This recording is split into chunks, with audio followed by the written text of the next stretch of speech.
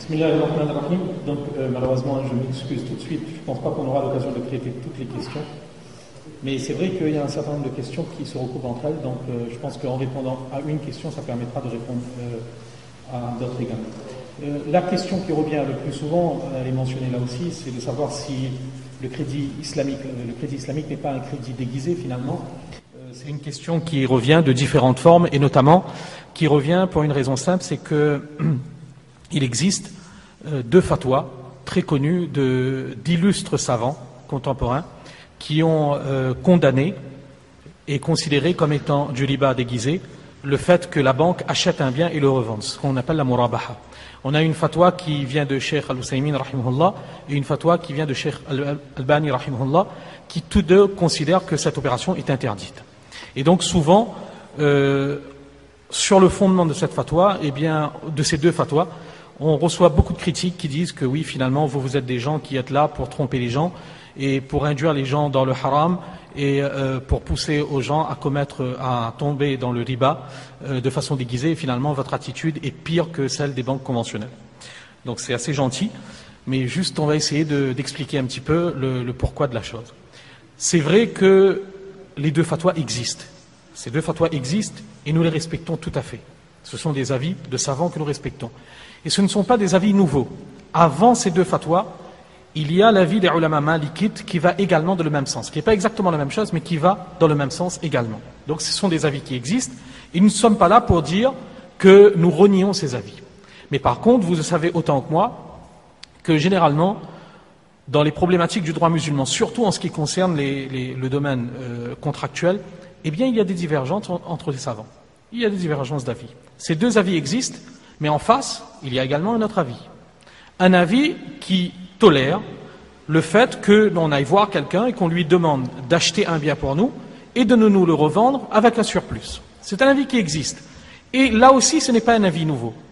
Le premier qui a mentionné ce type de transaction, vous savez, c'est qui? C'est l'imam al-Shafi'i, qui n'est pas né de la dernière lune. C'était un savant reconnu. Après lui, on a eu l'imam Muhammad al-Shaybani, qui fait partie des savants hanafites, un des imams, qui était également élève de Abu Hanifa, mais qui était également un illustre imam. Et lui aussi, il a donné l'autorisation dans ses ouvrages. Je n'ai pas le temps de citer les références. Sur besoin, je peux transférer toutes les références. Donc, qui autorise ce type de transaction, ce type d'arrangement. On a également un autre savant très connu, ancien, Ibn al-Qayyim, qui, dans ses ouvrages, dans l'un de ses ouvrages, I'lam al-Muwaqqin, il donne ce type de transaction comme étant licite. Ça, c'est parmi les anciens savants. Si on veut se rapprocher un peu plus de nous, on a un comité de savants très reconnus, contemporains, qui travaille sous l'égide de l'organisation de la conférence islamique, qui s'appelle Majma' al-Fiqh, qui est établi à Jeddah, qui réunit près de 57 savants contemporains, les plus illustres savants contemporains à travers le monde. Eux aussi, ils ont donné un avis de permission conditionné, ça remonte dans les années 93, je crois. Plus proche de nous, parce que souvent les savants, les personnes qui opposent l'avis de l'interdiction, ce sont des frères qui ne prennent comme référence que des savants d'Arabie Saoudite. Eh bien, il faut savoir que parmi les savants d'Arabie Saoudite, on a une commission de fatwa qui est très connue, Al-Lajna ad-Daima, qui est une commission permanente qui donne des fatwas, qui, au moment où elle était présidée par un autre savant très connu d'Arabie Saoudite, Cheikh bin Baz, rahimahullah, a émis une fatwa pour dire que ce type de transaction est autorisé. La fatwa est disponible, consultable, tout ce que l'on veut. Cheikh bin Baz, rahimahullah, en personne, il a également sur son site internet plusieurs fatwas où il autorise ce type de transaction. Et là, je ne fais que citer quelques savants. J'ai choisi des différentes tendances. Bref, on a effectivement d'un côté quelques savants qui interdisent, de l'autre côté, on a l'avis de la majorité des savants qui autorisent ce type de transaction. D'où problème. Problème. C'est que c'est bien beau, mais on fait quoi? Ce qu'il ne faut pas faire, surtout, c'est, en se basant sur ces avis, de dire que tous ceux qui pensent le contraire, eh bien, ils autorisent le riba. Ça, il faudra l'éviter. Parce que quand on est confronté à une divergence entre les savants, il y a deux possibilités. Soit, nous ne sommes pas compétents pour analyser ces avis. On ne fait que répéter les avis. Dans ce cas, on doit garder le silence. On est convaincu par un avis, alhamdulillah. Mais si quelqu'un d'autre est convaincu par l'autre avis, on ne peut pas lui dire que toi tu autorises le riba. Pourquoi? Parce que nous finalement, nous ne faisons que suivre aveuglément l'avis d'un savant, ce que l'on appelle taqlid ou ittiba', tout ce qu'on veut. Quand nous-mêmes nous suivons aveuglément l'avis d'un savant, pourquoi refuser que quelqu'un d'autre le fasse? Donc, ça c'est le premier cas de figure, c'est qu'on n'a pas les compétences. Deuxième cas de figure, on a les compétences, on est capable d'analyser. Dans ce cas, on ne doit pas se cacher derrière l'avis des savants. Parce que quand on a les compétences pour faire ijtihad, on ne peut pas se baser et dire que oui, j'ai les compétences d'analyser, mais je prends l'avis du savant. Non, on se fait son propre avis. Et quand on fait son propre avis, eh bien il va falloir rentrer dans le détail des argumentaires, analyser, dire pourquoi cet avis, cette fatwa, qu'est-ce qui me convainc dans cette fatwa. Et là, après, on pourra discuter. Mais aujourd'hui, ce que l'on voit, c'est que souvent, on a des frères qui viennent et qui opposent la fatwa, qui disent que voilà, vous êtes en gros en train d'autoriser le riba, etc. Vous essayez de tromper Allah, c'est bien beau. Quand on dit, allons discuter maintenant de ce qu'il y a dans ces fatwas. Ah non. On ne peut pas, on ne sait pas. Mais quand on ne sait pas, voilà. Je ne voudrais pas le dire. Et donc, ça c'est donc Alors maintenant, on va entrer justement sur les critiques qui sont faites. Parce qu'il y a un certain nombre de critiques récurrentes qui sont faites sur l'avis des savants qui autorisent. Une critique qui revient systématiquement, c'est que finalement c'est un subterfuge, c'est une ruse pour contourner l'interdit. Finalement, vous êtes comme les ashab al-sabt, les yahoud à l'époque, qui ne pouvaient pas pêcher le samedi, mais qui avaient posé les filets le vendredi, et qui récoltaient le dimanche. Vous êtes exactement pareil. Subterfuge, ok. On va aller un petit peu plus loin, et on va dire que toutes sortes de manœuvres, en arabe on appelle ça hila, pas toutes les manœuvres sont interdites en islam. Dalil, un hadith qui vient du Sahih Bukhari, donc en principe qui est authentique. Bilal radiyallahu anhu qui vient voir le prophète alayhi salatu wassalam qui lui ramène des dates de bonne qualité. Le hadith il est connu. Le prophète sallallahu alayhi wa sallam lui dit, de là où tu viens, toutes les dates sont de bonne qualité comme ça? Bilal radiyallahu anhu dit, non en fait, moi j'avais eu, mettons 10 kilos de dates de mauvaise qualité, j'ai échangé ça contre 5 kilos de dates de bonne qualité. Le prophète sallallahu alayhi wa sallam lui dit, mais ça c'est du riba. C'est ça le riba. C'est pas permis. Dans le troc, quand c'est des dates des deux côtés, la qualité ne compte pas. Ça doit être à poids égal. Par contre, ce que tu devrais faire, c'est que tes dates de mauvaise qualité, tu les vends, tu récupères l'argent. Avec l'argent, tu rachètes des dates de bonne qualité. Ah, finalement, c'est pas la même chose? Ben si. Et pourtant, c'est enseigné par qui? Le prophète alayhi salatu wassalam. Ça nous permet de nuancer. Et c'est ça qui fait que Ibn al-Qayyim, rahimahullah, justement, l'illustre savant, il a écrit un ouvrage. Dans cet ouvrage, il cite de très nombreuses manœuvres, des techniques comme ça. Et il dit qu'il y a deux types de manœuvres qu'il faut distinguer. Il y a celles qui sont illicites. Ce sont les manœuvres, les subterfuges, par l'intermédiaire desquels quelqu'un, il veut contourner un haram. Il veut faire ce qu'Allah il a interdit. Ça, c'est interdit. Et de l'autre côté, il y a les manœuvres licites, par l'intermédiaire de laquelle quelqu'un, il veut se protéger de ce qui est haram. Il n'a pas envie de faire ce qui est haram, il veut se protéger de ce qu'Allah il a interdit. Ça, c'est autorisé. Comment on va faire la distinction? Eh bien, on ne le fait pas, on laisse les savants le faire. Parce que, à mon niveau, je ne peux pas le faire. Donc, les savants nous disent que ça ne fait pas partie des subterfuges licites, ça fait partie des techniques, des manœuvres qui sont licites. Ça, c'est donc une première critique. Deuxième critique qui revient, c'est que, finalement, ça c'est la question que l'on a, c'est que le résultat c'est le même. Le résultat est le même. Effectivement, on ne remet pas en question que dans un crédit, le client finit par payer 130 quelque chose qui était vendu à 120, qui est un prêt de 100, et dans une banque islamique, la maison coûtait 100, et finalement, quand le client va le payer, ça va coûter 130, parce qu'il y a la marge bénéficiaire de la banque. Effectivement, le résultat économique, il est le même. Ok. Objection recevable. Mais par contre, objection qui date aussi de plus de 14 siècles. Eh oui. Les premiers qui ont fait cette objection, c'était les Quraysh de Makkah. Pas les musulmans, les païens. Et cette objection, elle est présente dans le Coran. Eh oui. Innamal bay'u mithlu riba. Ils avaient dit que le bay', la transaction, la vente, c'est comme le riba, c'est pareil. Pourquoi? Parce qu'ils avaient regardé le résultat. Et Allah, qu'est-ce qu'il leur a dit? Wa ahalla Allahu al-bay'a wa harrama ar-riba. Vous vous trompez. Ne regardez pas le résultat, regardez ce qu'il y a à l'origine. Il faut toujours regarder du bon côté. Quand on veut savoir ce qui est licite, ce qui est illicite, on regarde le départ. Qu'est-ce qui entre dans le cadre de ce qu'Allah il a autorisé et qu'est-ce qui entre dans le cadre de ce qu'Allah il a interdit? 2 steaks saignants. Un d'un animal halal, l'autre d'un animal haram. Vous pouvez les distinguer, vous? Généralement, non. Même au goût, si c'est le même cuistot qui l'ont cuisiné, ça a le même goût. Et pourtant, c'est pas du tout la même chose. D'accord? Le fait de prêter 100 et en retour obtenir 120, c'est haram, c'est du riba. D'accord? Et pourtant, le prophète sallallahu alayhi wa sallam, on a des hadiths qui nous disent que le prophète sallallahu alayhi wa sallam, systématiquement, quand on lui prêtait quelque chose, il remboursait avec un surplus. Hadith authentique. Le prophète sallallahu alayhi wa sallam lui-même, il dit dans le hadith, khiyarukum ahsanukum qada'a, ou kama qala alayhi salatu wassalam. Les meilleurs d'entre vous sont ceux qui remboursent le mieux leurs dettes. Et c'est quoi rembourser mieux? C'est ce qu'ils donnent un surplus. C'est pas ça le riba. Ben non, c'est pas ça le riba. Parce que le riba, c'est lorsque c'était conditionné au départ que tu me rembourses 120. Et ce qui est autorisé, c'est qu'au départ c'était 100, à la fin c'est 100, mais moi j'ai envie de te donner un surplus, 20. Ça, c'est non seulement autorisé, c'est recommandé, c'est l'attitude du prophète alayhi salatu wassalam. Pourtant, résultat, les deux sont les mêmes, non? Comme quoi, il ne suffit pas de regarder le fruit, il faut regarder l'origine. C'est ça qui change tout. Donc, essayons de ne pas être comme les Quraysh de Makkah, essayons d'être comme le prophète alayhi salatu wassalam. Ce serait super. Deuxième élément.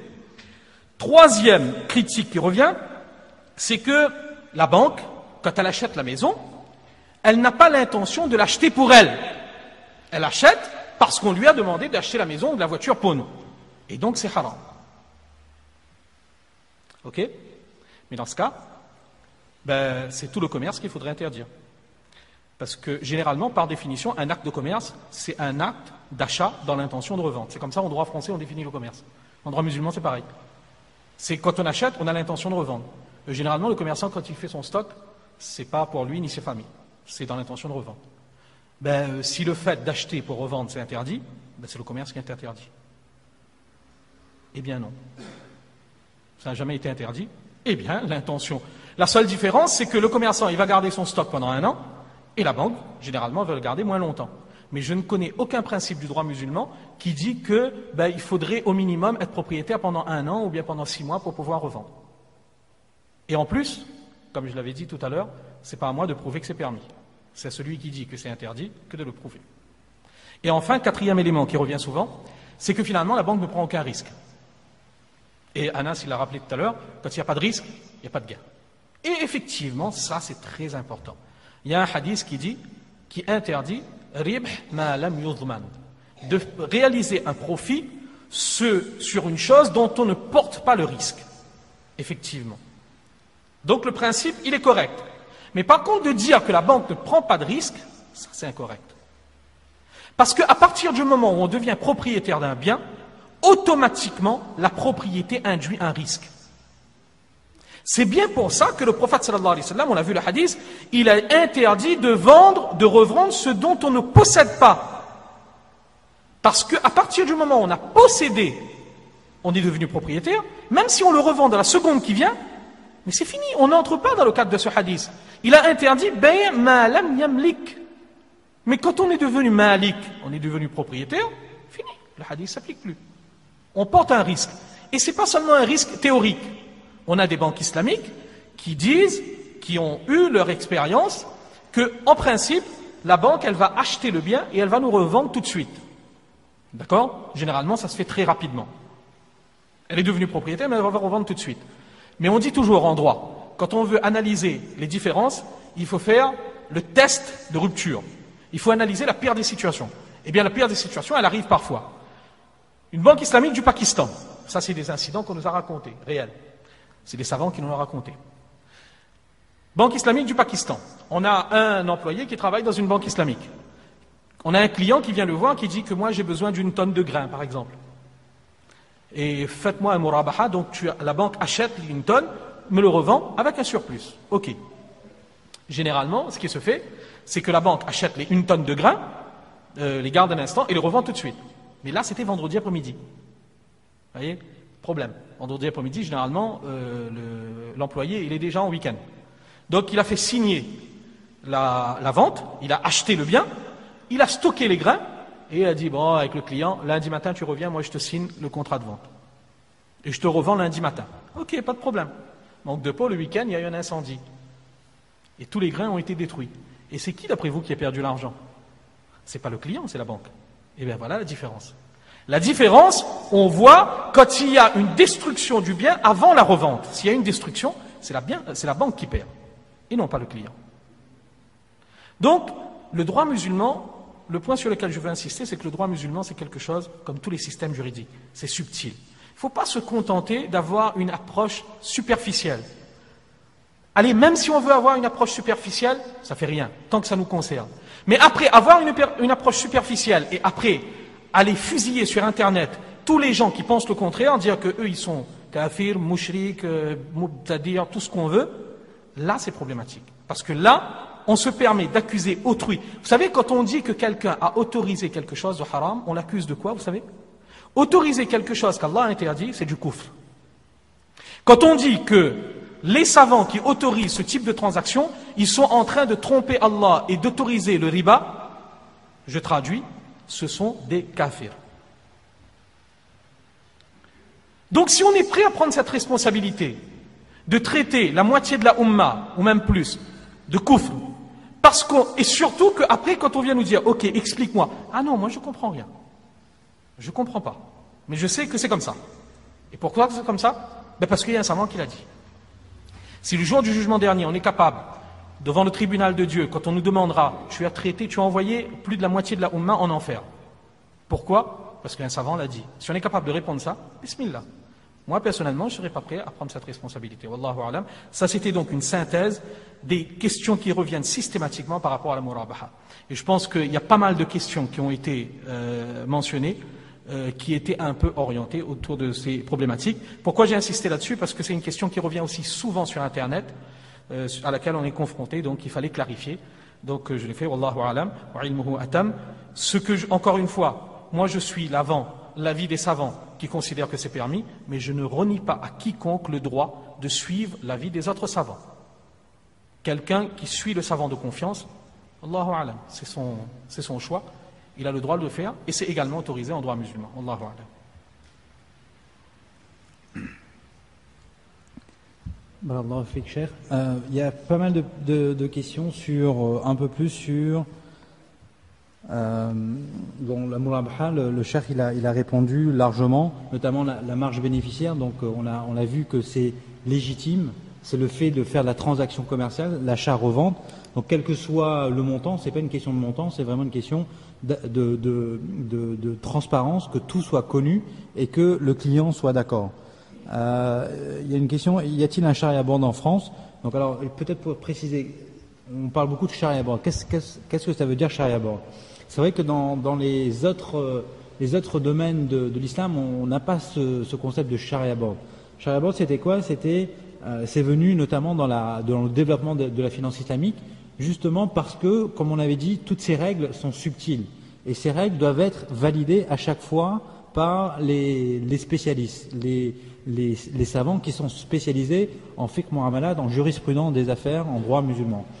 Donc, qu'est-ce que la pratique a fait quoi? A fait que on a mis en place des comités de certification, des comités éthiques qui viennent valider l'ensemble de ces transactions dans les banques islamiques. Alors, ça peut être une banque, ça peut être juste un financier, ça peut être quelle que soit l'institution financière, les savants qui sont là pour pouvoir valider. Alors, quand on parle de Sharia board, il y a deux modèles. Il y a le modèle des pays asiatiques, et notamment surtout Malaisie, Indonésie, où, comme ce sont des pays musulmans, à majorité musulmane, le Sharia board, il est centralisé au niveau de la banque centrale. La banque centrale, qui est une institution conventionnelle, a un conseil d'administration, un comité entièrement de savants qui sont là pour valider en disant tel produit, telle pratique, tel contrat a été revu par nos soins et sont validés. En revanche, le modèle le plus développé en dehors de l'Asie, notamment au Moyen-Orient et même en Europe, ce sont des comités qui qui sont mises en place en fonction des projets. Chaque projet, chaque banque va faire appel à un comité, et ce comité, c'est quoi? C'est effectivement, il va sélectionner quelques savants qui sont premièrement compétents, disponibles, qui connaissent un minimum du contexte réglementaire, du contexte culturel du pays. Par exemple, c'est ce qu'on voit en Angleterre. Ils vont essayer de mettre quelques savants internationaux, que ce soit donc Cheikh Taqi Ousmani qui est le plus connu. Lui, au départ, il faisait partie du Sharia Board, notamment de IBB, Islamic Bank of Britain. Mais après, ce sont des savants locaux qui, eux, connaissent la pratique, justement les coutumes, etc. En France, on peut pas dire donc qu'il y a un Sharia Board en tant que tel, tant qu'il n'y a pas de banque, il n'y a pas de projet. Alors le premier projet, et ce qui me permet d'en parler, mais vraiment à titre d'exemple et non pas du tout commercial ou quoi que ce soit, c'est la banque marocaine dont je parlais, la banque Shahabi du Maroc, qui est la première aujourd'hui à se lancer sur le marché de la finance islamique en France. Donc qui a décidé à partir d'une banque, bon c'était une banque classique, une banque marocaine, mais qui est présente en Europe depuis les années 70. En France, ici, il y a une petite vingtaine d'agences, et il y a aussi plusieurs agences en Europe. Donc elle a décidé de proposer des produits entièrement halal au public français, aux clients français. Et ce qu'elle a fait, c'est que elle n'a pas créé une nouvelle banque ou une nouvelle entité. Elle a demandé, donc elle a dit à des savants de l'aider à pouvoir proposer des produits qui seront halal. Et donc elle a d'une part créé une nouvelle marque qui s'appelle Shahabi Harmonis, dans l'esprit d'une nouvelle valeur, des valeurs plus équilibrées, harmonieuses par rapport à l'éthique des clients qui souhaitent ce genre de produit. Et elle a fait appel donc à quelques savants qui font partie, eux, d'une association, d'un groupe de savants spécialisés qui est connu sous le nom de ASERFI. Donc ASERFI, c'est une association loi 1901 qui existe depuis 3-4 ans. ASERFI voulant dire audit, conformité éthique et recherche en finance islamique, dont Cheikh Mohammed est le secrétaire général, présidé par Cheikh Zakaria Siddiqui, diplômé d'Al-Azhar, qui est donc le président, et siège aussi dans ce comité des frères comme un frère d'origine du Maroc, l'imam de la mosquée de Orly. Il y a d'autres frères, un frère mauritanien, etc. Donc ce sont plusieurs savants qui sont dans ce comité, et donc les banques ou les investisseurs vont faire appel à ces savants en disant, généralement c'est un nombre de 3, un comité, il faut qu'il soit totalement indépendant, donc qu'il ne soit pas lié avec un capital dans la banque ou dans le projet, totalement indépendant. Elle va fournir un service, et ce service, il est rémunéré bien sûr par rapport à leurs compétences, mais il est totalement neutre par rapport au projet qui lui est proposé. Et souvent ces savants, comme ils sont très occupés, ils ont pas mal de choses à faire, ils font appel pour revoir toute la documentation, parce que vous savez que dans une banque, il y a beaucoup de documents, notamment juridiques, mais aussi techniques, etc. Ils font appel à ce qu'on appelle des auditeurs sharia, des gens qui vont faire le lien entre la banque, le côté technique, et le côté jurisprudence, et vont faire le lien pour faire une synthèse de tous les points aux savants pour la validation. Et ça, c'est ce que des sociétés comme nous, comme 570, qui essayons d'essayer d'être proches des banques, etc., pour comprendre leurs problématiques, comprendre les besoins des clients, et enfin avoir l'avis des savants pour pouvoir valider tout ça. Donc ça, c'est important.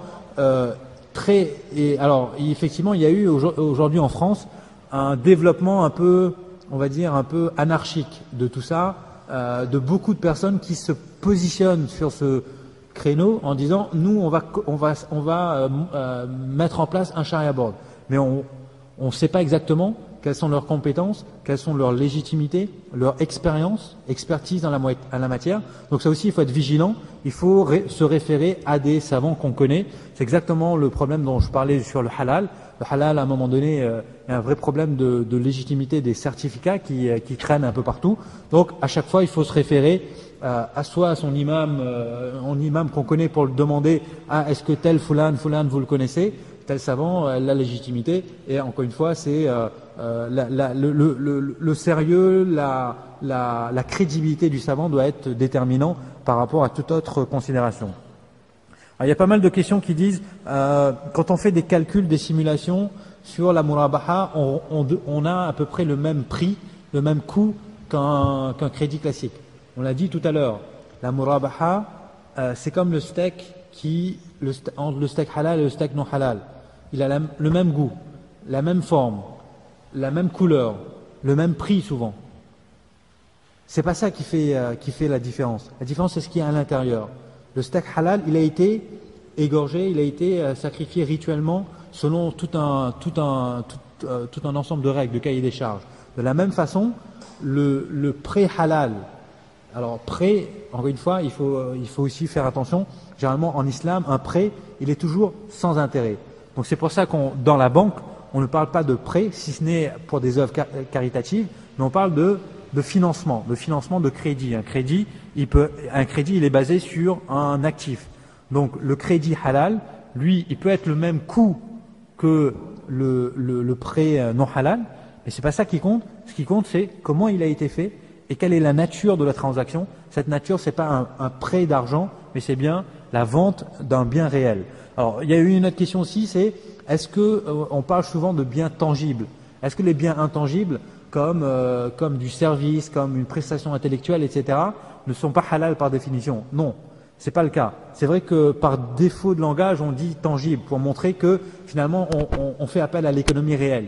Mais en fait, c'est le mot le plus adéquat certainement, c'est un bien réel. Un bien réel, c'est un bien qui peut exister sous une forme matérielle, mais aussi immatérielle.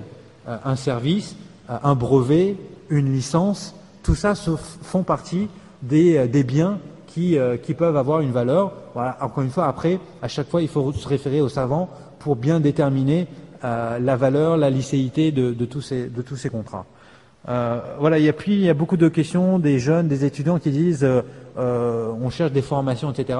On ne va pas détailler ici, mais vous pouvez aller sur le site, les différents sites, notamment de l'association EDIM, aidi2m.org, qui donne pas mal d'informations. On nous pose aussi la question sur les simulations, sur comment ça fonctionne, etc. On a des fiches techniques, des fiches de description des contrats sur le site 570 Easy, donc 570easy.com. Ce sont les sites internet sur lesquels vous pouvez accéder, trouver des informations. Il y a aussi, on renvoie sur d'autres sites et notamment des livres.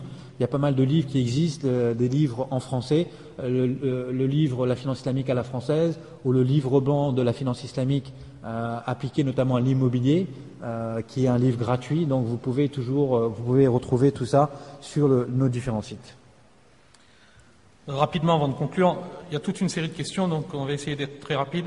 Il y a une question notamment, il y a plusieurs questions concernant l'assurance. Comme on a dit que l'assurance traditionnelle, conventionnelle, elle n'est pas autorisée, notamment parce qu'elle contient du halal, c'est pas la seule raison. Eh bien, comment faire dans un contexte comme le nôtre? Eh bien, généralement, les savants ils nous disent que dans un contexte comme le nôtre, à partir du moment où il y a des impératifs légaux qui nous imposent d'avoir recours à une assurance, comme c'est le cas par exemple dans le domaine, on ne peut pas faire rouler une voiture sans avoir une assurance, au moins de niveau de protection tierce, une assurance tierce. Donc, dans ce genre de cas, les savants ils nous disent, eh bien, pour respecter cet impératif réglementaire ou législatif, eh bien, il est toléré d'avoir recours à une assurance conventionnelle tant qu'il n'existe pas une alternative licite dans le pays. Parce qu'il faut savoir qu'il existe des opérations de finance islamique qui sont alternatives à l'assurance conventionnelle, ce que l'on appelle en arabe takaful, ça existe, ça n'existe pas encore en France, faisons doigt qu'Inch'Allah, un jour on aura aussi ce type de produit ici en France, mais tant que ça n'existe pas, eh bien à partir du moment où c'est imposé par la loi pour pouvoir bénéficier d'un service important, habiter dans un appartement en location, on aura besoin par exemple d'une assurance, eh bien là c'est toléré par un certain nombre de savants. Deuxième question qui revient, c'est concernant le montant de la marge. Bon, Anas, il en a évoqué. Il faut savoir que le montant de la marge de la murabaha, généralement, quand il y a un achat-revente, eh bien, c'est qui est fixé par la banque, mais bon, qui est établi par consentement mutuel, et il n'y a pas de marge fixée, de taux fixé, etc.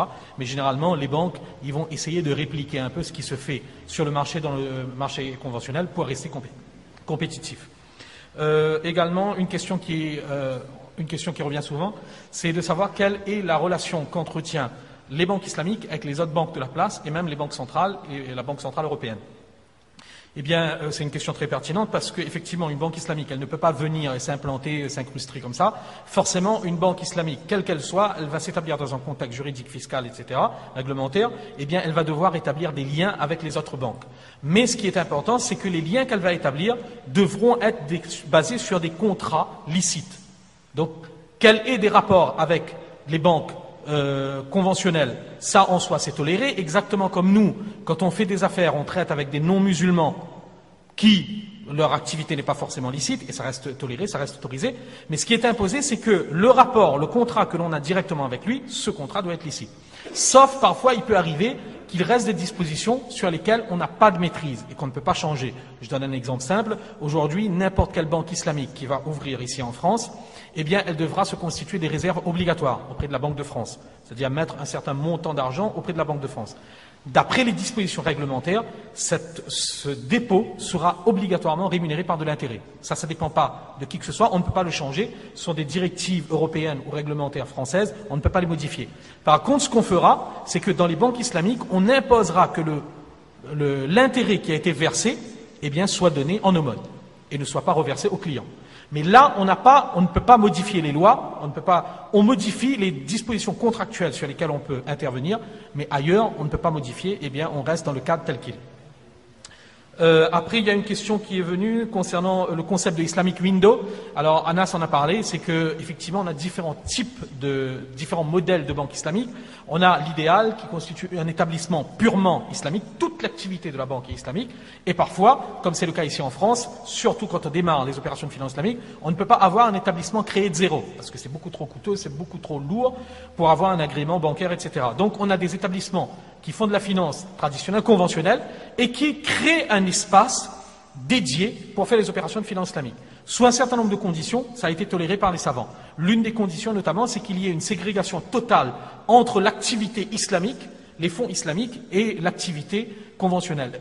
Et justement, le fait qu'il y ait, ce qu'Anas a mentionné, un sharia board, un comité qui supervise, eh bien, notamment, le rôle de ce comité, c'est de s'assurer que les activités soient bien séparées et qu'il n'y ait pas de mélange entre eux. Alors, après, on pourra toujours dire non, mais il fallait attendre les banques islamiques qui arrivent. Eh bien, on revient à la même problématique que tout à l'heure. On peut attendre l'an 2040. Peut-être qu'on aurait eu une banque islamique en France. Et en attendant, on pourrait dire à tous les gens, continuez dans le riba, on va attendre qu'on ait l'idéal.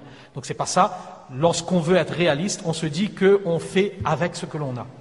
Même si ce n'est pas forcément l'idéal, mais ce que l'islam nous enseigne, c'est que, dans la mesure du possible, tant qu'on ne transgresse pas un interdit clair, eh bien, on fait, même s'il y a des dispositions qui ne sont pas forcément idéales, eh bien, on essaie de faire avec pour améliorer l'ensemble du contexte. Il faut bien débuter par quelque part. Et après, également, il y avait une question très pertinente aussi, qu'on ne peut pas détailler malheureusement, sur la sagesse de l'interdiction du riba. Là, on peut le trouver effectivement dans les écrits de savants, il y a beaucoup d'éléments qui ont été apportés sur ce sujet. L'une des raisons essentielles qui est avancée, c'est bien évidemment la dimension d'injustice que cela entraîne. Et là, il n'y a pas besoin de faire de grandes analyses macroéconomiques. Il suffit de regarder les pays qui ont eu besoin d'avoir des prêts du FMI ou autre. Aujourd'hui, après 20 ans, ils continuent à ne rembourser que les intérêts de la dette. Ils n'ont même pas encore commencé à pouvoir rembourser la dette elle-même. Et d'ailleurs, c'est évident, c'est qu'aujourd'hui, si on a quelqu'un qui est dans le besoin, qui a une situation difficile, tellement difficile qu'elle n'a pas les moyens de se financer, qu'elle vient voir un intermédiaire pour lui prêter de l'argent, comment exiger de cette même personne demain un surplus, alors qu'aujourd'hui, elle n'avait pas le montant 100, elle avait besoin de ces 100 pour lancer son entreprise. On ne sait même pas si son entreprise va marcher, va pas marcher. Demain, on lui dit, oui, mais dans tous les cas, tu me rembourses 120. Aujourd'hui, elle n'avait pas 100, comme si demain, elle aura 120. Donc c'est une dimension d'injustice. Mais j'insiste beaucoup là-dessus, un point important que nous disent les savants, ça ce sont des sagesses. Ce sont des sagesses qui ont été données par les savants, après réflexion. Ce ne sont pas les motivations réelles de l'interdiction, ce qu'on appelle en droit musulman al-illa. Il y a une différence entre al-hikmah et al-illa. Al-hikmah, c'est la sagesse. Et une sagesse, même si à un moment donné elle n'est pas présente, l'interdiction ne sera pas enlevée. Contrairement à la illa. La illa, c'est la raison d'être d'une interdiction. La raison d'être, par exemple, de l'interdiction d'une boisson, c'est le fait qu'elle provoque de l'ivresse, qu'elle fasse partie des boissons alcoolisées. Eh bien, si ce n'est pas une boisson qui provoque de l'ivresse, ça ne fait pas partie des boissons alcoolisées, eh bien, ça pourrait être toléré. Donc, la illa, c'est une chose, la hikmah, c'est une autre chose. Ce que j'ai indiqué par rapport au riba, c'est la hikmah. C'est la sagesse que nous donnent les savants. Il ne faut pas demain que l'on dise non, mais par exemple, moi, il n'y a pas d'injustice, je suis entièrement d'accord, donc il n'y a plus de raison de l'interdiction. Non. C'est exactement, pour retranscrire un autre exemple, on revient dans le domaine de la viande. Aujourd'hui, la hikmah de l'interdiction de la vente du porc, on le dit généralement, c'est le fait qu'il y a des bactéries, tout ce qu'on veut. Mais souvent, l'erreur que l'on fait, c'est qu'on dit que c'est ça la raison de l'interdiction du porc, parce que eh bien, la viande du porc est nocive, etc. Mais ça, c'est très dangereux. Parce que demain, quelqu'un pourra vous dire, ok, moi j'élève un porc bio, je lui donne que des grains à manger. C'est halal, vous mangez? Bloqué, on ne mange pas. Ben la illa, c'est parce que Dieu a interdit, point final. La hikmah, c'est tout ce qu'on veut. Donc il faut toujours faire une nuance entre ces deux éléments. Donc là, tout ce que le savant il nous donne, c'est la hikmah, la sagesse de l'interdiction de l'intérêt. Ce n'est pas la raison d'être de l'interdiction de l'intérêt. Ça, c'est autre chose. Donc je pense avoir fait le tour. Bon, il y a encore beaucoup d'autres questions, encore une fois, je m'excuse, parce que vraiment le temps, on a beaucoup dépassé le laps de temps qui nous avait été donné. Allahu a'lam wa akhiru da'wana alhamdulillahi rabbil alamin.